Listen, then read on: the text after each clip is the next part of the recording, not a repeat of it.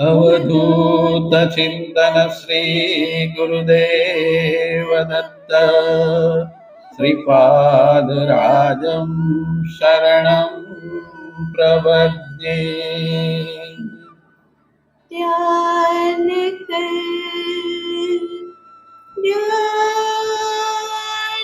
कर सद्गुरु स्वरूपनो।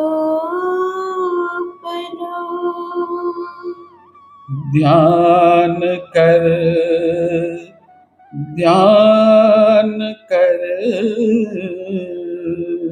सद्गुरु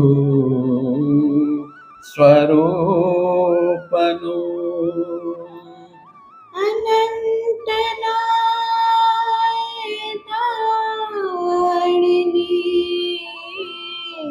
दृष्टि मण से ध्यान कर। अनंतनायदाणिनी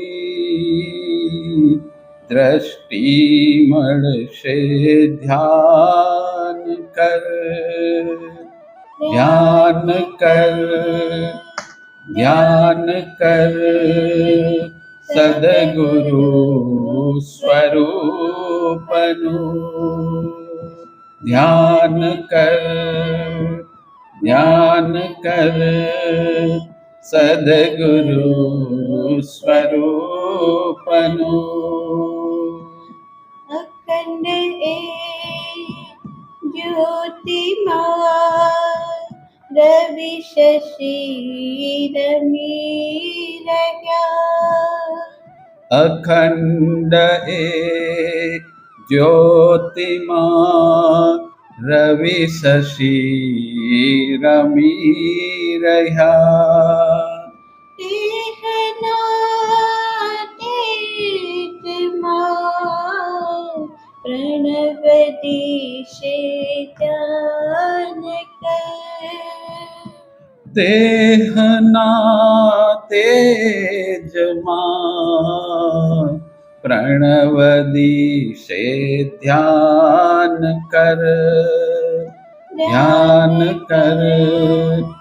ध्यान कर सद्गुरु स्वरूपनु।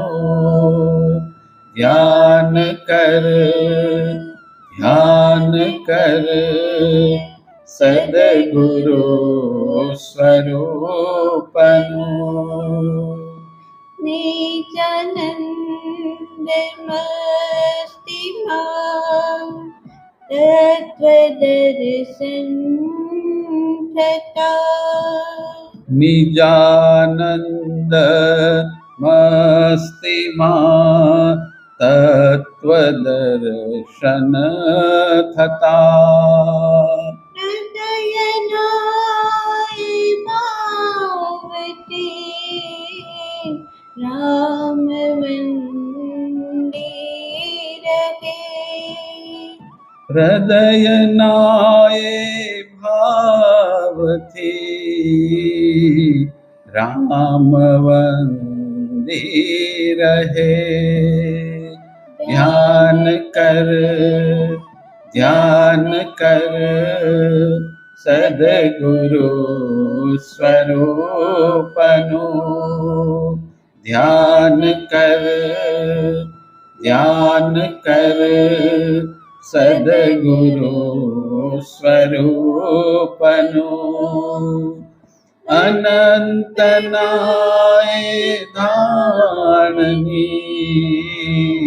दृष्टि मण से ध्यान कर।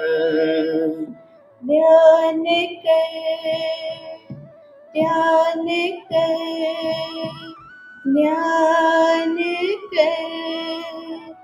सद्गुरु स्वरूपनु। ध्यान कर। अवधूत चिंतन श्री गुरुदेव दत्त श्रीपाद राजं शरणं प्रपद्ये। ઋષિ વશિષ્ઠ મુક્તિના માર્ગની 7 ક્રમિક અવસ્થાઓનું વર્ણન કરતા કહે છે કે દરેક અવસ્થા તેની પછીની અવસ્થાનો આધાર તૈયાર કરે છે. આ 7 અવસ્થાઓમાં ક્રમિક રીતે પહોંચવા માટે સાચા સદ્ગુરુનું શરણું હોવું જરૂરી છે. તો જ સાધક એ અવસ્થાઓ સુધી સરળતાથી પહોંચી શકે છે. ઋષિ વશિષ્ઠ વર્ણન કરતા કહે છે કે પ્રથમ અવસ્થા છે શ્રેષ્ઠ બનવાની ઈચ્છા. આ અવસ્થામાં શિષ્યને સંસારના વિષયો પ્રત્યે એક શાંત અને નિતાંત વૈરાગ્ય ઉત્પન્ન થાય છે. તે સંસારમાં રહે છે, પણ તેના વિષયો પ્રત્યે ઉદાસીન રહી તે નૈતિક અને નૈમિત્તિક કર્મનો નિભાવ કરે છે, પણ તેમાં તે ઓતપ્રોત થતો નથી. આવી અવસ્થા સદ્ગુરુ વગર શક્ય થઈ શકતી નથી. જગતમાં ગુરુ ઘણા હોય છે. કોઈ પણ ગુરુ બને છે. જ્યાં જાઓ ત્યાં ગુરુ અને ગુરુ જ જોવા મળે છે. આવા અસંયમિત અને અસંખ્ય ગુરુઓના મહિમાવંતન સાંભળીને જનતા પણ થાકી જાય છે. જે પણ ગુરુ બને છે તે પોતાનો એક નવો વાડો ઊભો કરે છે. આવા અનેક વિચારો અને પંથ બને છે અને તેને સાંભળીને સાધક ગૂંચવાઈ જાય છે. ગુરુ એ છે જે શિષ્યની અંતર શક્તિને જગાવીને તેને આત્માનંદમાં ભ્રમણ કરાવે છે.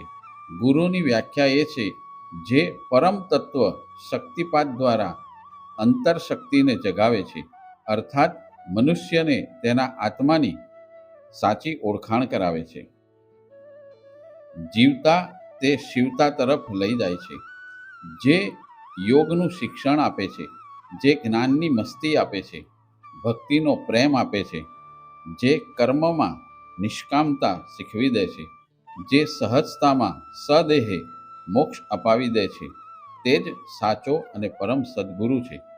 આવા ગુરુને વિષયાસક્ત અને લંપટ અને કહેવાતા બુદ્ધિજીવીઓ લોકો સમજી શકતા નથી, કારણ કે તેમની પાત્રતા આવા મુઠ્ઠી ઉચેરા માનવીને સમજવા માટે હોતી જ નથી. વશિષ્ઠ ઋષિ આગળ જણાવે છે કે વિષયો પ્રત્યેની વિરક્તિ ઉત્પન્ન થવાથી જે તે સાધકને સજ્જન વ્યક્તિઓ અને સંતોની સંગતની લગની લાગે છે. તેને સારા પુસ્તકોનું વાંચન કરવાનું, સંતો સાથે સત્સંગ કરવાનું અને સત્કર્મો કરવાના વિચારો આવે છે. આને ભગવાન વશિષ્ઠ સાધકની દ્વિતીય અવસ્થા બતાવે છે. સાચા સદ્ગુરુ પોતાના શિષ્યને આ રાજમાર્ગનો માર્ગી બનાવે છે. શ્રી ગુરુની કૃપાથી જ શિષ્ય પોતાની અંતરશક્તિનો વિકાસ કરી શકે છે. શ્રી ગુરુનો મહિમા રહસ્યમય અને અતિ દિવ્ય છે. તેઓ પોતાને શરણે આવેલા ને નવો જન્મ આપે છે, જ્ઞાનની પ્રતીતિ કરાવે છે, સાધના બતાવીને ઈશાનુરાગી બનાવે છે. ભગવાન વશિષ્ઠ કહે છે, દ્વિતીય અવસ્થામાં જ્ઞાનની જિજ્ઞાસા અને શુભ સંકલ્પોને કારણે સાધક ધીરે ધીરે ભોગ વિલાસવાળી જિંદગીથી દૂર રહે છે. સાચા ગુરુજન સંસારના વ્યવહારને બરાબર સમજે છે. આવા ગુરુજનોના આશ્રયમાં રહેનારો શિષ્ય સમુદાય મહાન સંકટને પણ સહજતામાં પચાવી જાણે છે. શ્રી ગુરુ તેના શિષ્યના માતા પિતા અને સ્વજનો સાથે જ જીવન જીવવાનો આદેશ કરી તેના સાધારણ જીવનને પોતાની કૃપા પ્રસાદથી અસાધારણ અને દિવ્ય બનાવી દે છે. શ્રી ગુરુના શરણમાં ગયેલો શિષ્ય સમાજમાં પોતાનો વ્યવહાર કરતા રહીને સંસારને પરમાત્માનો પ્રસાદ સમજીને નિષ્કામ કર્મ કરતા રહીને ગુરુ કૃપા પ્રાપ્ત કરે છે. ગુરુજન સંસારમાં જ શિષ્યને પરમ તત્વના દર્શન કરાવી દે છે. શિષ્યને પરમ શાંતિનો અનુભવ કરાવે છે. સાચા સદ્ગુરુ વગર અનંત પ્રકારની દીક્ષાઓ લઈને વન, જંગલ અને ગુફાઓમાં માનવ તપીને નિરુત્સાહી થઈ જાય છે અને તે સંસાર અને જીવન પ્રત્યે તેને અરુચિ જાગે છે. બલકે માનવ જીવન મળ્યા પછી જ માણસ પરમ તત્વને પામી શકે છે.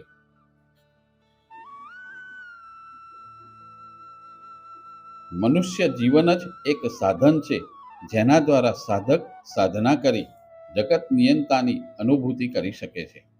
આ જ્ઞાન સાચા સદ્ગુરુ શિષ્યને આપીને તેને સંસાર છોડાવ્યા વગર, વિષયોમાં આસક્ત થયા વગર પરમ અને નિતાંત પરમાનંદનો અનુભવ કરાવે છે. આ અવસ્થાને ગુરુ વશિષ્ઠ તૃતીય અવસ્થા કહે છે. ચોથી અવસ્થા વર્ણવતા ગુરુ વશિષ્ઠ કહે છે કે ત્રીજી અવસ્થામાંથી પસાર થયા બાદ સાધક પોતાની અંદર રહેલા દિવ્ય આત્મા અને પોતાની પવિત્ર નિજાનંદીમાં જ રમમાણ કરે છે. તેની બહારની ઝંઝટ અને વિકારો જરા પણ તેને હલાવી શકતા નથી કે વિક્ષેપ પાડી શકતા નથી. આ સમગ્ર અવસ્થા સાચા સદ્ગુરુના સાનિધ્ય અને માર્ગદર્શન વગર શક્ય થઈ શકતી નથી. સામાન્ય રીતે ગુરુજનો પરિચય મેળવવો, એમને સમજવા મહા મુશ્કેલ છે. કોઈએ થોડીક વાર ચમત્કાર બતાવ્યો, કોઈએ થોડો પ્રવચન આપ્યું અથવા કોઈએ મંત્ર આપ્યો એટલે આપણે એને ગુરુ માની લઈએ છીએ. આમ અનેક લોકોમાં ગુરુભાવ રાખીને આપણે સાચું અંતરના સુખથી વંચિત રહી જઈએ છીએ અને પછી આપણે સાચા ગુરુજનોથી દૂર થઈ જઈએ છીએ. પાખંડી ગુરુઓથી છેતરાવાથી આપણે સાચા સંત પુરુષોની અવગણના કરીને પોતાના માર્ગો આગળ જતા આપણે બંધ કરી દઈએ છીએ. સાચા ગુરુ સત્ય, પૂર્ણ, સાદા, સરળ અને પ્રેમાળ હોય છે. તેઓ હંમેશા શિષ્યનું શુભત્વ જ ઈચ્છતા હોય છે અને શિષ્યને એ જ માર્ગે વાળે છે જે માર્ગ શિષ્ય માટે અનુકૂળ અને હિતવર્ધક હોય. સદ્ગુરુ શિષ્યનું દ્રવ્ય નહીં પરંતુ તેનું અજ્ઞાન અને અવિદ્યા લૂંટી લે છે. શિષ્યની ચિંતા અને પાપને હરી લે છે. સમર્થ ગુરુજનોની આ જ મહિમા છે કે તેઓ શિષ્યને આકરો પરિશ્રમ અને તપ કરાવ્યા વગર પરમ તત્વનો સાક્ષાત્કાર કરાવી દે છે. ઘરમાં જ ગુફાની શાંતિ અને એકાંતનો અનુભવ કરાવી દે છે. પ્રપંચમાં પણ પરમાર્થ બતાવે છે. આવા ગુરુ સંસારના વ્યવહાર અને દ્રવ્યનો ક્યારેય ત્યાગ કર્યા વગર અને સંસારનો મર્યાદાપૂર્વક ઉપયોગ કરીને જીવત્વને ત્યાગ કરાવી શિવત્વ સુધી પહોંચાડે છે. આવા અને પરમ ગુરુ પરમાત્મા રચિત જગતની વસ્તુઓનો ત્યાગ બતાવીને તેઓના અંતરને શુષ્ક અને શૂન્ય નથી બનાવતા. તેઓ તો શિષ્યને સંસારમાં રહીને અને તેના સુખોનો ઉપભોગ કરી સહજ વિરક્તિ અપાવી દે છે.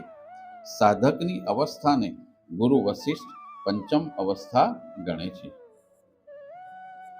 સદ્ગુરુ પોતાના શિષ્યને એક ઊંચા સ્તર ઉપર લઈ જાય છે, શિવત્વ પ્રદાન કરે છે. ગુરુ શિષ્યને પૂર્ણ રૂપથી બદલી દે છે. તેને જરા રહિત અને દુઃખ રહિત જીવન પ્રદાન કરે છે. યો ગુરુઃ સ શિવઃ પ્રોક્તો યહ શિવઃ સ ગુરુઃ સ્મૃતઃ ઉભયોંતર નાસ્તિ ગુરોરપી શિવસ્ય ચ. અર્થાત ગુરુને શિવ કહેવાય છે અને શિવને ગુરુ માનવામાં આવે છે. ગુરુ અને શિવ વચ્ચે કોઈ પણ ભેદ નથી. હઠયોગ દીપિકામાં કહ્યું છે, દુર્લભો વિષયો ત્યાગો દુર્લભમ તત્વદર્શનમ દુર્લભ સહજાવસ્થા સદ્ગુરુ કરુણામ વિના. અર્થાત સદ્ગુરુની કરુણા વગર વિષયોનો ત્યાગ કરવો દુર્લભ છે, સત્યના દર્શન કરવા દુર્લભ છે, સહજ અવસ્થા પ્રાપ્ત કરવી પણ દુર્લભ છે. ઋષિ વશિષ્ઠ સાધકની છઠ્ઠી અવસ્થા વર્ણવતા કહે છે, આ સ્થિતિમાં શિષ્ય વેદ, પુરાણ અને શાસ્ત્રોના સૂક્ષ્મ રહસ્યને સમજી શકે છે. બાહ્ય તત્વો અને વસ્તુઓની પાછળ રહેલ ગૂઢ રહસ્યો સમજીને જીવનને તે અનુસાર જીવવાનો પ્રયાસ કરે છે. તે એકાંતમાં પોતાની સાધના કર્યા કરે છે. આગળ જણાવ્યું તે પ્રમાણે શિષ્યની આ અવસ્થા પરમ સદ્ગુરુ જ લાવી શકે છે. સદ્ગુરુ શિષ્યને વેદ, પુરાણ અને શાસ્ત્રોના ગૂઢ રહસ્યોને સરળ અને વ્યવહારિક ઉદાહરણો દ્વારા સહજ રીતે સમજાવી દે છે અને શિષ્યની ક્રમિક ઉર્ધ્વ ગતિ કરાવે છે.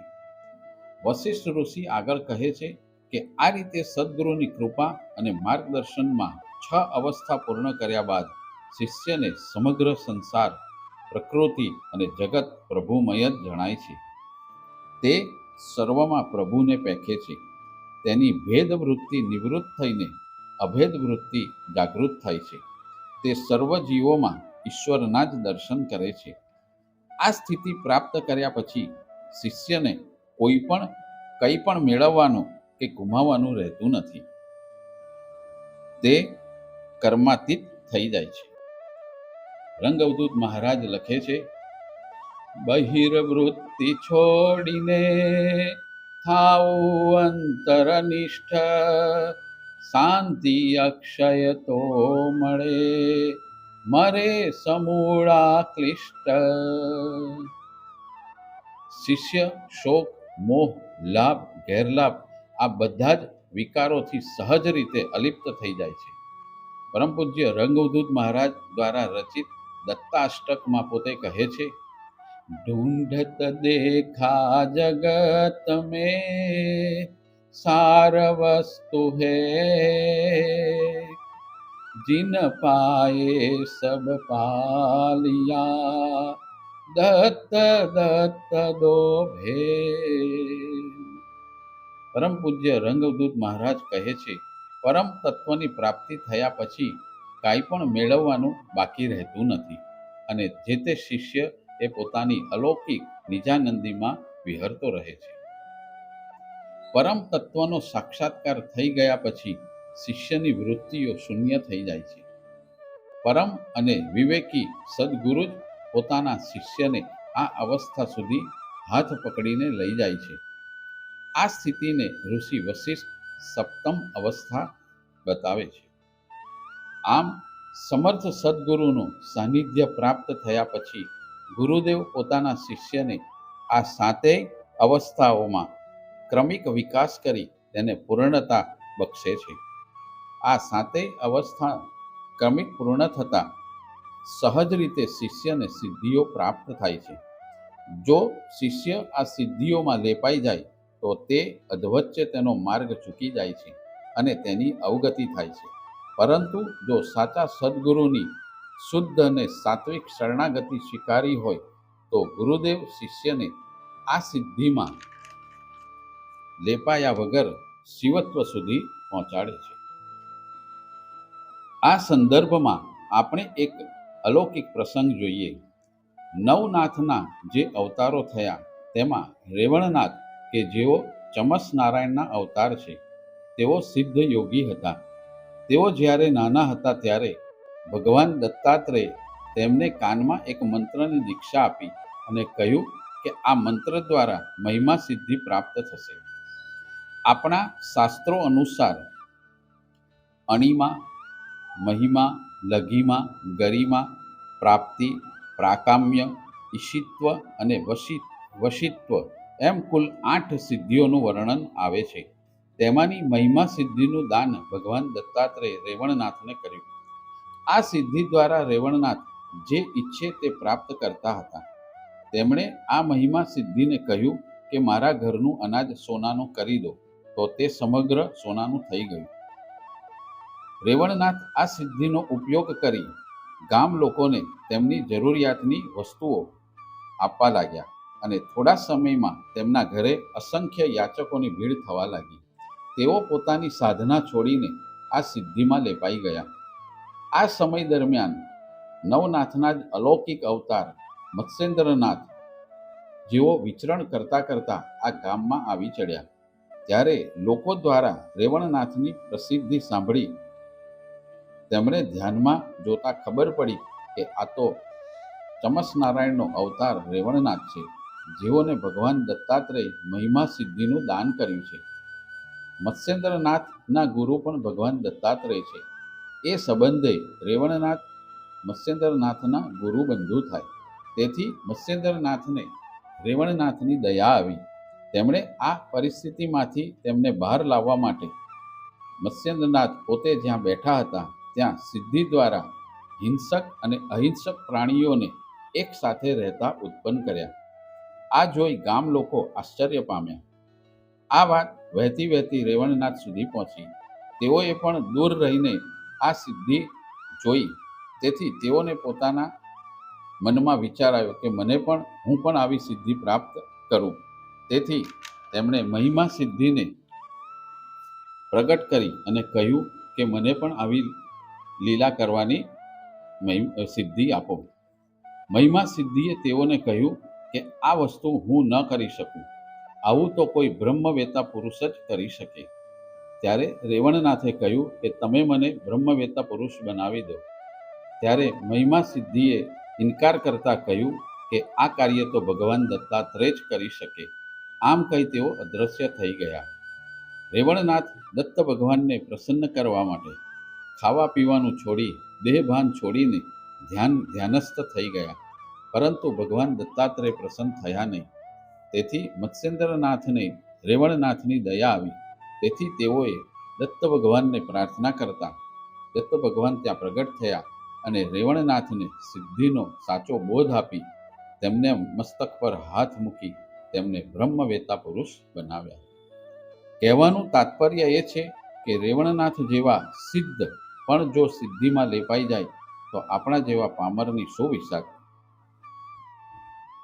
આવે સમયે ભગવાન દત્તાત્રેય ગુરુદેવ તેમની પાસે આવે છે અને રેવણનાથને સિદ્ધિના પાસમાંથી છોડાવી દે છે.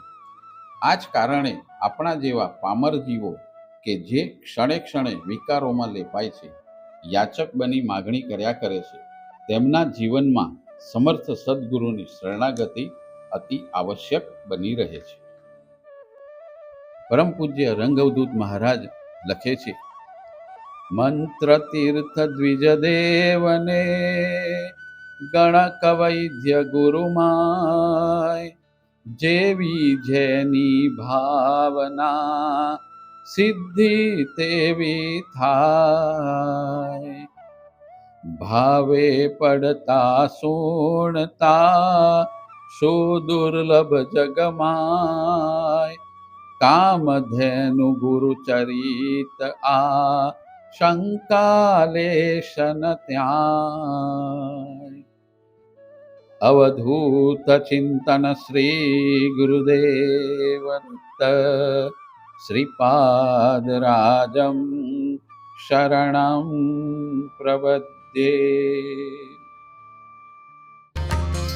ગુરુદેવ દત્ત ગુરુદેવ દત્ત ગુરુદેવ દત્ત ગુરુદેવ દત્ત ગુરુદેવ દત્ત ગુરુદેવ દત્ત ગુરુદેવ દત્ત ગુરુદેવ દત્ત ગુરુદેવ દત્ત ગુરુદેવ દત્ત ગુરુદેવ દત્ત ગુરુદેવ. તાલી પાડો તાલી. ગુરુદેવ દત્ત ગુરુદેવ દત્ત ગુરુદેવ દત્ત ગુરુદેવ દત્ત ગુરુદેવ દત્ત ગુરુદેવ દત્ત ગુરુદેવ દત્ત ગુરુદેવ દત્ત ગુરુદેવ